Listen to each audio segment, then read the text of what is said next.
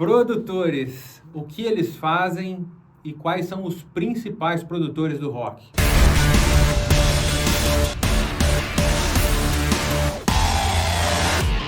Fala galera, eu sou o Neto Cruanes. E eu sou o Guto Dal Porto. E hoje a gente vai desvendar aí sobre os famosos produtores, a gente vai trazer um pouco de informação sobre o que realmente eles fazem. Muita gente ouve falar, mas não sabe direito o que quer dizer isso, qual é a importância dos produtores. E já vamos fazer um listão aqui, sem ordem de importância, mas vamos fazer um listão aqui com os principais, os melhores e os mais importantes produtores do rock em geral, em todos os estilos, né? Sim, Vamos trazer gente aí especializada em heavy, em thrash, em power, em hard, do passado, do contemporâneo aí atualmente. Então a gente vai fazer um listão aí. Então é um conteúdo muito bacana para você já se inscrever no Pod Rock, curtir o vídeo e compartilhar com a galera que você acha que vai achar legal esse conteúdo, beleza? Antes da gente começar, a gente agradece Estúdio Garage, estúdio de ensaio e instrumentos musicais seminovos. Então é isso aí, vamos começar, mano? Vamos, mas eu acho que antes da gente começar a listar, é legal a gente só dar um panorama geral para quem não entende muito bem o que faz um produtor, cara. Qual que é a importância do produtor musical na carreira de um artista? O produtor, ele não é simplesmente o cara, um técnico, o bom produtor, né? Ele não vai apertar o REC lá. Exatamente. Ele é o cara que ele vai ouvir a música, ele vai ver o que tá faltando, o que tá sobrando, o que ele pode mudar para transformar aquela música de uma música comum num hit. É ele que vai acertar o som, a timbragem. Então, quer dizer, na lista que a gente vai ver, quando uma banda encontra um produtor para se chamar de seu, você vê que às vezes os caras eles passam a carreira inteira com esse produtor, e aquele cara ele é uma peça fundamental no desenvolvimento e no sucesso das bandas. Sim. Então, quer dizer, o produtor não é só esse cara, ele é importante. Muitas vezes, como a gente vai ver, que tem produtores que são chamados de quase que o membro extra-oficial, o reserva oficial da banda, né? Então são pessoas muito importantes e que tem nomes aqui que, se não fossem eles, as bandas citadas talvez não tivessem alcançado todo o sucesso e todo o reconhecimento que elas alcançaram. Exatamente. Vou pegar o gancho no que você falou. Existem casos até que o produtor ele realmente vira um integrante extra da banda, de pegar a mão na massa ali, de pegar o instrumento e falar, daqui, dá o instrumento aqui, dá essa guitarra aqui, é assim que eu quero e tal. Eu costumo fazer um paralelo que o produtor do disco, ele é como se fosse o diretor do filme. Sabe o diretor do filme que senta na cadeira, aí ele quer extrair o melhor de cada ator, ele quer pegar o enquadramento certo, ele quer dizer qual é a trilha sonora que vai compor aquele momento para a gente ter a melhor experiência do filme. Então, o produtor ele vai fazer isso. Ele vai pegar a ideia da banda, falar, isso é legal, vamos potencializar isso aqui na música, isso aqui não tá tão legal, vou cortar, isso aqui tá muito repetitivo, vou diminuir, aqui tá faltando alguma coisa, nós vamos colocar backing vocals aqui, vou colocar um pianinho nesse fundo aqui, quero uma guitarra fazendo tal coisa aqui, quero mais guitarras nessa parte, quero um timbre de bateria de tal jeito e para isso nós vamos em tal estúdio, em tal cidade, em tal país, porque lá eu sei que eu consigo esse som. Então o produtor ele vai direcionar. Quando a banda escolhe o produtor, a banda confia nele, sabe que ele tem o caminho, que ele sabe que eu quero soar como esse cara produz. Então ele contrata o produtor e aí dá as rédeas na mão dele, fala, vai querido. E aí a banda tem que ter o profissionalismo e a humildade de quando o produtor falar assim, corta essa música que essa música não vai ficar legal no disco. E a banda falar, ok, confiar no trabalho do produtor e no final das contas, a banda se dá conta de, puta, o cara tava certo, realmente era melhor não ter colocado aquela música, fazer mais isso aqui que ele pediu, não sei o que, e virou um sucesso. Porque os casos que a gente vai falar aqui são caras com essa visão, que dão esse direcionamento, corta o que precisa cortar, traz o que está faltando e realmente aí compõe obras redondas, espetaculares e que depois o tempo diz que esses caras realmente são gênios, né, cara? Sim. E pegando o gancho nisso que você falou, assim, e muitas vezes o relacionamento produtor-banda não é de, meu brother, meu amigo. Às vezes os caras vão pro embate, sai treta. Mas, como o Neto disse, são o tempo e a história prova que esses caras tinham visão e que eles estavam certos e eles se imporem ali na banda é o que trouxe o sucesso e trouxe reconhecimento. Então é bem legal. Vamos começar então, né? Você puxa primeiro? Vamos começar. E vamos começar pelos nacionais, vamos começar pelos brasileiros. Opa, vamos lá. Então vamos pegar alguns produtores brasileiros aqui que se destacam mundo afora e aí a gente vai seguindo a lista, beleza? Beleza, vamos lá. Então eu vou puxar vou puxar o Adair da Offenbach, que produz coisas extraordinárias. Produziu muito, né? Produz muita coisa, né? É um cara genial. Então ele já produziu Angardo, aqueles Priester, ele já produziu o Kiko Loureiro solo, ele já produziu Maestric, que é muito legal, ele já produziu Motor Drunk, que é muito legal, ele já produziu Ibria, que é uma grande banda. Heavyland. Então assim, é um cara genial, que tira um som espetacular. Destaque aí, Adair da Offenbach. Mais um. Bom, então, o Pompeu, né, que além de produzir a própria banda, né, ganhou um Grammy internacional com Oficina G3, né, cara? Como produtor, Como né? produtor, exatamente. Além do Corsos, ele produz muitas bandas, ganhou esse Grammy aí. Ele tem um estúdio muito renomado, né? O Mr. Som, ele é sócio lá, então, quer dizer, um estúdio brasileiro renomado aí, né? Artistas fora do rock, inclusive, vão gravar lá, né? A banda Psicodela também produziu com o Pompeu, muito legal. Então, de mão cheia. Produtor é foda. Mais um? Vou destacar aqui Gustavo Carmo, cara. É um excelente guitarrista e um excelente produtor. Produziu aí, além dos discos da banda dele, que é o Versover, se você não conhece, corra para conhecer, porque é uma banda tradicionalíssima do metal nacional e uma qualidade absurda. Além dos discos do Versover, ele produziu muita coisa boa. O Gustavo Carmo produziu aquele projeto solo, Gustavo Carmo, aqueles Priester, que é muito bom. Produziu, por exemplo, o primeiro do Maestric, que é sensacional. Produziu o Vida, do Imago Mortis, que para mim é um dos melhores discos conceituais da história do metal no mundo. Eu vou um pouco além. Eu acho que é um dos maiores discos do metal nacional, ponto, né, cara? Sim, é impressionante, né, sim. velho? Eu acho que é um disco até meio subestimado, que a galera não conhece tanto, assim. E quem conhece chora. Que é maravilhoso, Agora, né? é um dos melhores discos do metal nacional e um dos melhores discos conceituais do mundo. Sim, sem dúvida. Então, dá pra... Muito foda. Muito foda mesmo. Imago Mortis, Vida, produzido pelo Gustavo Carmo. Absurdo. Agora, puxa um gringo aí. Cara, eu vou começar, acho que talvez com um dos nomes mais relevantes e que entra muito nessa do cara ser tão importante pra banda que ele ganha a alcunha de membro, que é o George Martin, o quinto Beatle. Exatamente. Quer dizer, o sucesso dos Beatles, o George Martin, ele entra ali no meio da carreira dos Beatles ali, ele vai praticamente até o final, ele produz, se eu não me engano, agora não me lembro se é do Rubber Soul, enfim, toda a fase mágica dos Beatles é ele como produtor, cara. Então, quer dizer, os Beatles, eles tinham, além da banda, eles tinham duas pessoas muito importantes, que era o empresário deles, o Brian Epstein, e o George Martin. Então, ele é um cara fenomenal, além de depois ter produzido outros grandes artistas, produziu Paul McCartney solo, produziu UFO, produziu Cheap Trick. A carreira do cara é extensa e não poderia deixar de faltar nessa lista, cara. Sensacional. Vou pro próximo, famosão, revira e mexe, a gente fala dele aqui no Pod Rock, que é o Bob Rock, né? Ele ficou muito famoso quando saiu o Black Album, né? Que virou uma referência mundial de produção, até hoje é uma referência de produção. Black Album do Metallica. Bob Rock produziu as melhores produções do Motley Crue, que são o Dr. Feel Good e o Motley Crue. São produções absurdas, as duas na mão do Bob Rock. Produziu também o Subhuman Race do Skid Row, que é um disco espetacular, foge um pouco daquele hard mais ardido, e mais farofinha, que são os dois primeiros do Skid Row, traz uma banda muito mais madura, mas com uma produção de altíssimo nível, que é um dos meus discos preferidos também, e falo também pelo Pink, que não veio hoje, mas que é um dos discos preferidos dele, Subhuman Race, do Skid Row, by Bob Rock. Cara, dando sequência aqui, vou puxar um gigante também, Bob Ezrin.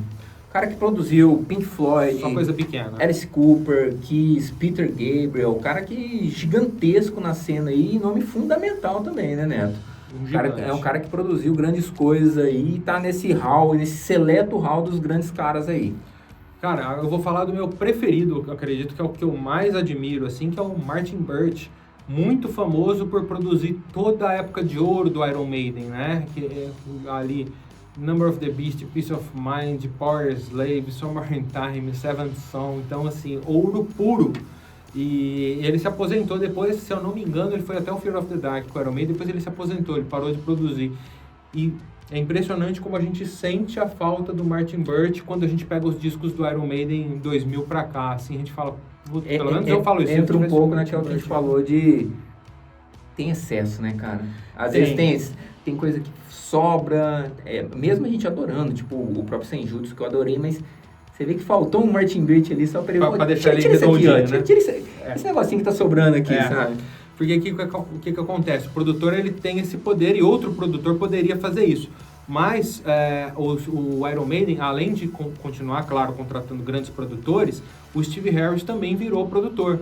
Então, hoje geralmente ele é produzido por um produtor renomado, mais o Steve Harris. Então, o Steve Harris agora ele também tem o poder de falar assim, não, deixa isso aqui. E faz falta o Martin Birch. Além do Iron Maiden, ele produziu grandes nomes como Black Sabbath, Whitesnake, Rainbow, deixa eu olhar na minha colinha aqui, Purple. Então, meu amigo, o cara é mago. Eu vou seguir aqui de um cara que talvez seja um pouco mais recente aí, mas também fundamental, o Rick Rubin, cara. Ricky Rubin, eu acho que hoje ele é o nome, o top, assim. Ele é um dos caras que tá lá em cima, assim, né, e produziu muito Slayer, produziu Red Hot Chili Peppers, produziu AC/DC, Aerosmith. Fora disso, ele produziu muita coisa fora do rock e do metal também, produziu bastante coisa de new metal. Eu acho que ele é um cara... O Rick Rubin é um cara bastante influente, assim, para essa sonoridade um pouco mais atual do metal, assim.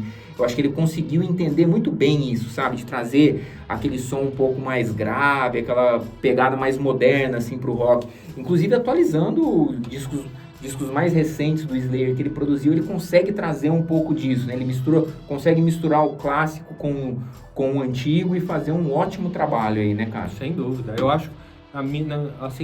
no meu ponto de vista, que eu tô aqui no interiorzão do Brasil, eu não sei muita coisa, mas eu acho que lá nos Estados Unidos e tal, quando os grandes nomes falam, bate o pau na mesa e fala, eu quero o melhor produtor que tem aí, eu acho que o primeiro nome que vem na mesa é o Rick Rubin. Provavelmente.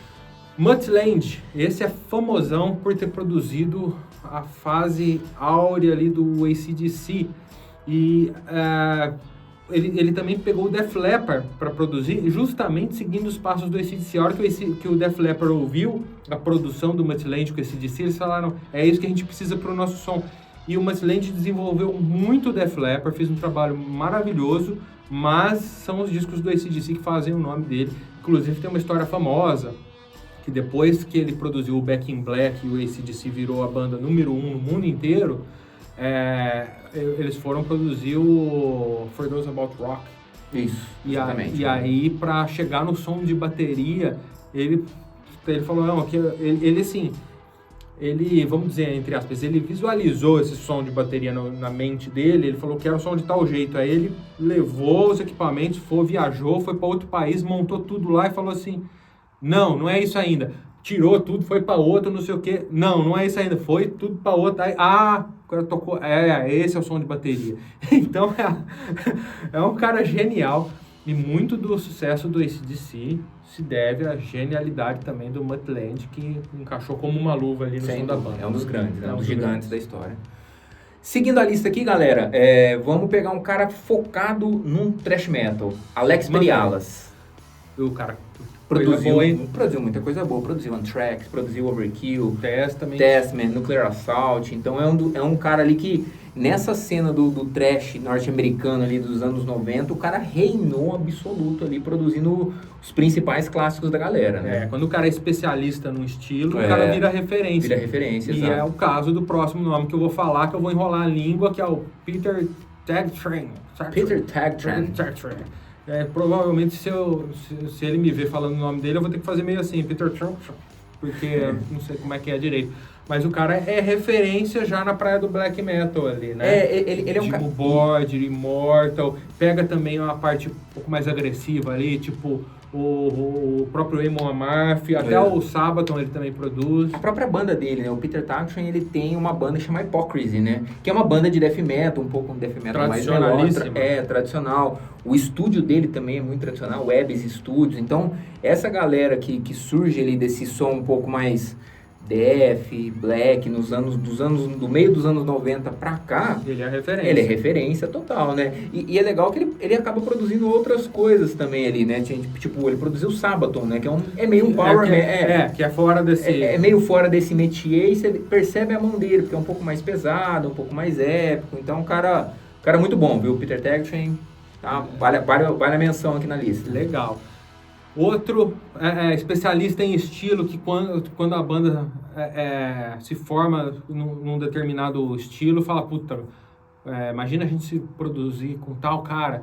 Aí falando mais do hard rock, mais do farofa, vou falar do Tom Herman, que também produziu grandes discos aí do Motley Crue, produziu Twisted Sister, produziu LA Guns, inclusive ele produziu a banda fictícia, que ficou muito legal, que foi o Steel Dragon, que fez a trilha sonora Rockstar, do filme Rockstar, que contava nada menos com Zakk Wylde na guitarra, com o Jason Bonham na bateria, com o Jeff Scott Soto no vocal, com o Jeff Pilson no baixo. Então era um Dream Team ali, fazendo músicas muito boas e uma produção incrível do Tom Herman, que trouxe esse resultado. Todo mundo que conhece o Rockstar vira fã do Steel Dragon, porque não tem como, né? Não tem como.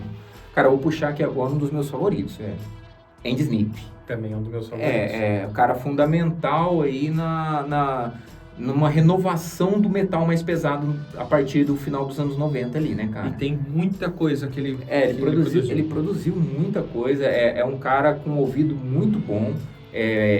Acho que em determinado momento ali, tudo que ele tocava virava ouro, porque o cara produziu o Exodus, o cara produziu Machine Head, o cara produziu os melhores discos do Nevermore, Arch Enemy, Megadeth, trabalhou com o Testament, Judas, cara. E aquilo que eu falei lá no começo, quando ele realmente põe a mão na massa, ele sai da sala da técnica e pega um instrumento. Eu tava falando do Andy Sneap, porque justamente o Judas Priest precisou do guitarrista. Porque ele era guitarrista. Pra quem não sabe, ele tinha uma banda. Ele é guitarrista. Ele já tinha uma banda que chamava Sabbath. Uma banda meio obscura, assim, meio cult, assim, que nunca fez grande sucesso. Gravou 2, 3 discos. E depois ele partiu pra produção, né? Virou um grande produtor. E aí, quando o Judas precisou do guitarrista, é o que o Neto falou, né, cara? Então, precisou, ele gravou o disco. E é aquela coisa, cara, você não quer fazer o show também? E aí, sério? E aí... deu muito bom, cara. Porque tem toda aquela coisa, né? O KK saiu, o Glenn dizem que ele tá com Parkinson, então quer dizer, ele não saiu da banda, mas ele meio que não consegue tocar mais, né? Então, ele é quase como um membro honorário, né? Então, quem que põe a mão na obra? Andy Sneap. Então, que aí, o que a gente imagina? Chegou na hora de gravar, o Judas Priest fez assim... Então, cara, o problema é que a gente tá sem o guitarrista, o cara não vai conseguir vir, a gente achou que ia dar e não deu... Então, aí, é onde o Andy Sneap põe a guitarra no colo, como é que vai ser as músicas, quais são as ideias e tal. Ele começa a fazer e a coisa foi dando certo. Hoje ele dá pra falar que hoje ele é integrante do Judas Priest. O cara é foda, né? A gente viu um show com ele. Tá na foto do encarte, tá fazendo turnê. E quem não é fã da banda, assim, fã dos membros e tal, só conhece as músicas e vai no show... Não percebe. Ele passa como integrante desde o começo da banda lá, porque... ele põe a roupa de couro, abre as pernas e faz os riffs lá e pau na máquina, extremamente competente. Então eu vou falar outro aí, esse já é especialista da praia ali do Power Metal. Abraço, Ederson Leão, sempre que a gente fala do Power Metal eu lembro dele. Sigam o canal Ederson Leão se você ainda não conhece. Vou falar do Sacha Path, que é um sinônimo de Power Metal, né? Sim. Impressionante o conhecimento que ele tem e a carreira que ele fez, produzindo aí grandes álbuns do Angra, produzindo o Xamã lá com o André Matos. Ele era muito amigo do André Matos. Tanto que fez aquele projeto Virgo, né? Do Péfico Matos, né? Projeto Virgo. Fez também Rhapsody, fez Camelot, fez o Épica. Então, quando se forma no mundo uma banda de power metal, o sonho dos caras, puta, imagina a gente produzir com o Sacha Pérez. E é legal que ele é outro que entra que é músico, né? Porque ele tem a Heaven's banda de Gate, Heaven's né? Gate, é uma banda super legal também. Bem legal. Manda outro. Cara, o próximo que eu vou falar, outro gigante aí, Tom Allen. Black Esse- Sabbath, Judas Priest, Cara, só de falar Black Sabbath e Judas Priest, a gente já tira o já chapéu. reverencia o cara, né? O cara... Dois dos dinossauros, literalmente. Dois dos caras que dinossauros. criaram o heavy metal, assim, né, velho? porque fazendo história, né, Fazendo mano? história, foda demais, né? Vou mandar mais um da praia mais pesada. Opa, vamos lá. Terry Date. Cara, o Terry Date, além dele produzir muita banda legal no thrash metal, aí como o Overkill, o próprio Sanctuary, que deu origem lá ao Nevermore, produziu o último do Slayer, inclusive. Legal, cara. O Metal Church. Porém, ele produziu um pacote de um tal de Pantera, Nossa Senhora. que foi ali Cowboys from Hell, Vulgar Display of Power, Fire by Undriven. Então, meu amigo... O cara que ajudou a revolucionar o metal, né? Então, esse cara é importante na história do metal, mano. Da hora Terry demais. Date, muito foda. Vou puxar um aqui da área mais extrema aí, também um nome fundamental aí, cara. Scott Burns. O cara produziu... Cara renomado. O cara só produziu coisa Produziu ruim. Sepultura, Produziu Sepultura, o cara produziu Death, grande ideia. grande banda do Chuck Schuldiner. O cara produziu Obituary, Napalm Death, um cara assim... E abandonou a produção, sabia, cara? Aposentou. Ele aposentou, velho. A gente estudando pra ver isso, eu não me recordava, né? Ele acabou aposentando. Ele produziu toda essa galera e chegou determinado e falou, cara, não tem mais nada de novo aqui. Tudo que tinha de bom pra produzir, eu já produzi. Vou viver minha vida. O cara vive lá, acho que trabalha com programação, alguma coisa assim, e abandonou a produção. Mas gravou seu nome na história aí dentro do metal extremo, né? Um grande nome. E pra fechar nossa lista, então, Ted Templeman, que é o integrante extra aí do Van Halen. Ah, sim, claro. Porque ele era tão... batia tanta a produção dele com o Van Halen, a coisa fluía tão bem, se encaixava tão bem, que o David Lee Roth, pós Van Halen, continuou produzindo com o Ted Templeman. E olha que curioso, antes de entrar no Van Halen, o Sammy Hagar chamava o Ted Templeman para produzir os discos dele. Então, o cara tinha uma sinergia gigantesca com todo mundo da banda ali, né? Se encaixava muito bem e fez história, né, cara? Porque grandes produções aí, são uma das maiores bandas de todos os tempos. Sem dúvida, né? E também tem trabalhos muito relevantes com o Tip Trick. Ah, verdade. Então é isso, espero que você tenha curtido aí a nossa seleção dos maiores, melhores e mais renomados produtores do rock em todas as suas vertentes. E se inscreve no Pod Rock, Instagram Pod Rock BR, e compartilha com seus amigos. E é isso aí. Valeu, galera. Falou, galera.